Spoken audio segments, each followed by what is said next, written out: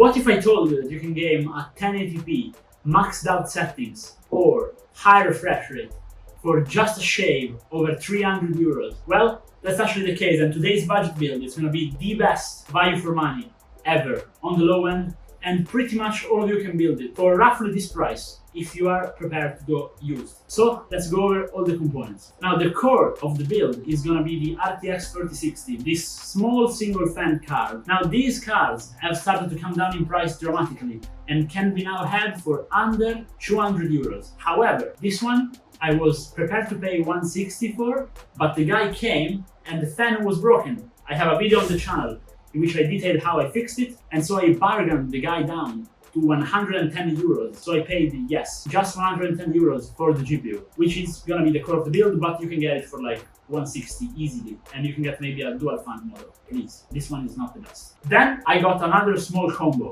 which is basically made up of this motherboard with this i7 9700K, and I got that one with the power supply, this Sharkoon 650 watt 80 plus gold units, and I got all of these for just 200 bucks. Then, I know you guys are gonna hate me, but to go extremely low budget, I am using a 1TB hard disk and one of these old SATA SSDs, but for 30 bucks you can buy just a standard NVMe 1TB drive, but these I was able to basically get them for 20 bucks total for the couple.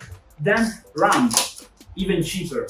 This is some modified Corsair RAM because it's missing the top part, and we paid just 20 bucks for 16 gigabytes. Cooler, again, we actually did not pay the cooler, nor the case, because if you have seen the previous video, the one in which basically we built that very pretty Ryzen 7 5700X and RTX 3070 Ti PC, this was the old case. It was damaged.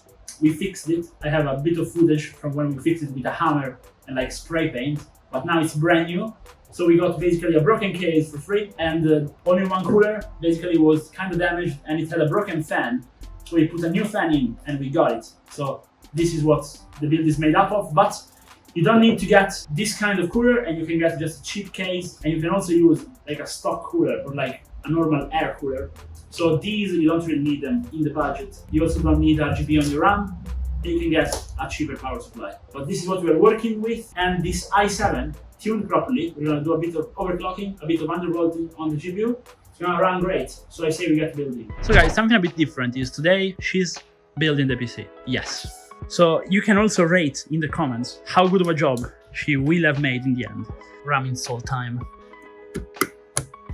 Pretty smooth, pretty smooth. Also, please, like, extra effort for having those fingernails and still managing to build a PC. I wouldn't be able to. Backplate.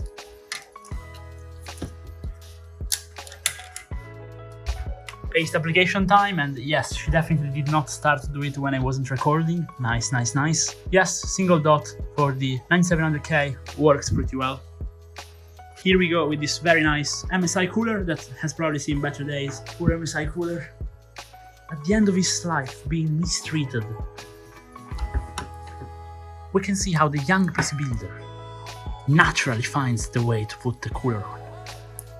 Without reading any instruction manuals, she just jumps straight into the building and gets aligning, proceeding in an X pattern to make sure to evenly spread.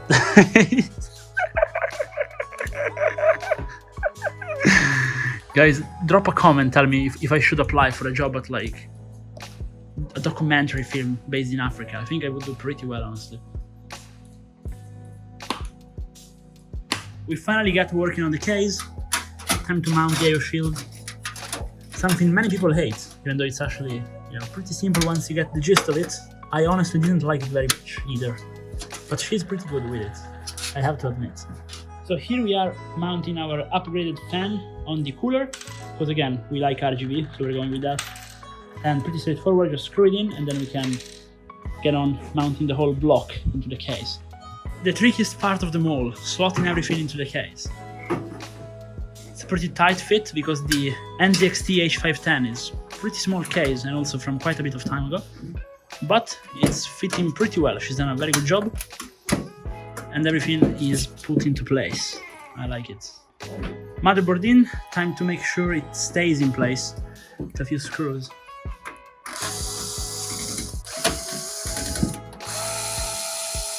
Okay, we are now performing a bit of skilled labor to be able to actually plug the all-in-one in with a single hand. I would help her, but unfortunately I have to film, so I have to enjoy the mounting process. Let's see. Ooh, she actually got it first try. It's very good. Remember guys, with a single screw, you can just leave it there. You can just mount them, all the other ones, pretty easy. Now, little questions for those of you in the comments who are very well versed in PC building. Are these tubes right, or are they placed in the wrong way? If any of the two options, why are they right, or why are they placed in the wrong way? Do let me know down below.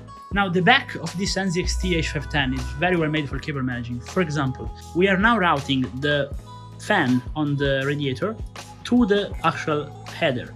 And as you can see, they made a special place exactly for this fan. Thinking about that. Then we have the place for the 24 pin, this route here, the 8 pin, this route here. It's very, very well made. Connecting all the cables from the case is rarely an easy process. Here, we can see her struggling to find the right place to plug them in. And that's also one of the main causes for PCs not turning on. It's just the front panel plugged wrong. But she's pretty good at it. She figured it out, unfortunately, very quickly. The power supply is so new, it still has the sticker on. So now, that's when her nails come in handy.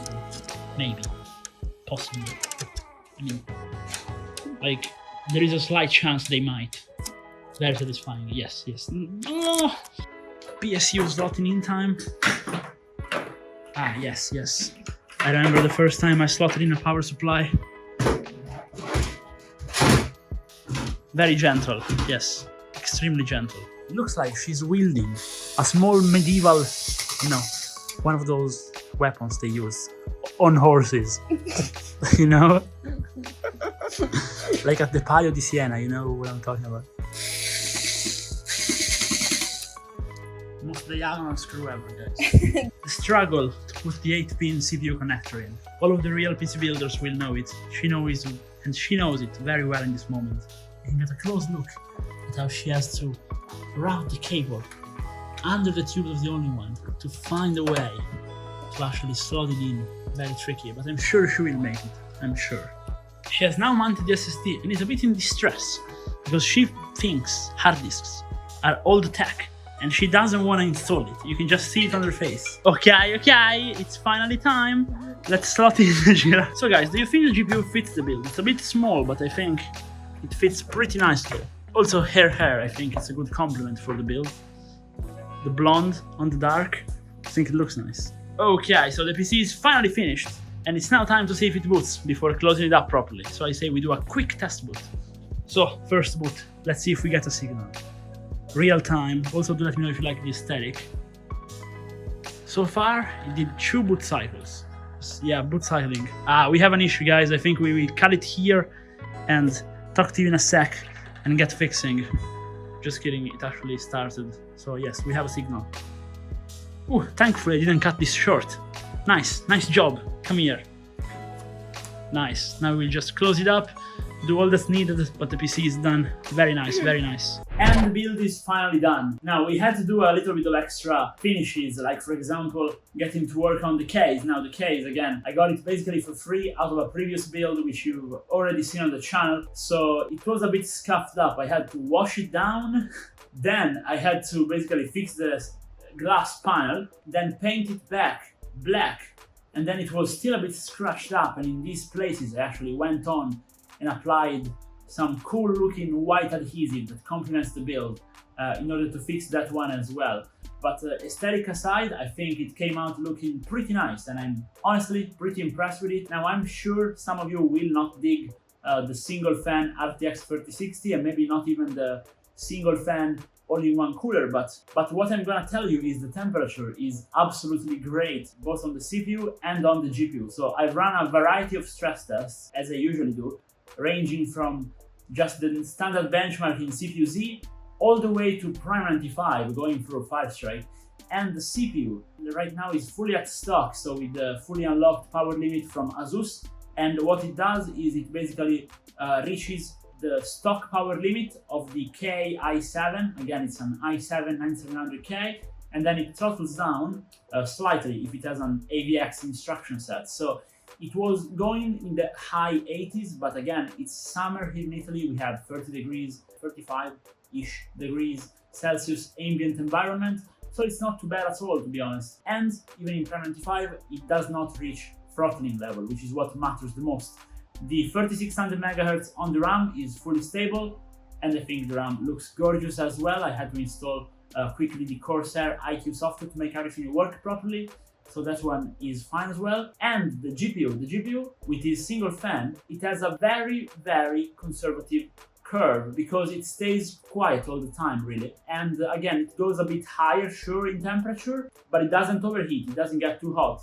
So it does so without having the fan just go at 100% all the time, which I kind of like. And then again, the performance are just there to match. We tested Firestrike to give you a synthetic performance reference, and as you can see by the score, it's just absolutely great for 1080p, and to be completely fair, even for 1440p for competitive gaming and just some single player gaming with a few compromises there. Speaking of which, we have obviously tested my usual roster. Now I don't have much footage, but we tested Apex Legends, Warzone, and Fortnite, and all these three games can be played at a little bit higher refresh rate. Now obviously Warzone is a bit heavy, so if you want to play high refresh rate Warzone, maybe you need something a bit better, but for Apex and Fortnite, 144 FPS is easy thing for this PC. I tested some Cyberpunk as well, and by compromising a bit with the settings and using DLSS, 60 FPS is more than doable. Same goes for Baldur's Gate 3, and I'm really happy about it, to be fair. So, wrapping this PC up, I think used price performance is right now at an all-time best. Definitely not if you are like a PC flipper, because everything just so cheap, it's tricky to sell PCs. But if you want to build a new PC for yourself, I think it's probably the best time ever to do so. And I'm genuinely happy about how the PC came out, and I want to hear your opinion. Do you like it? Do you think we could have done anything different, anything better, maybe a PCIe extension or something like that? Do let me know down below, and for more content or just to support the channel, please drop a like and a sub, and see you in the next one, guys. Bye!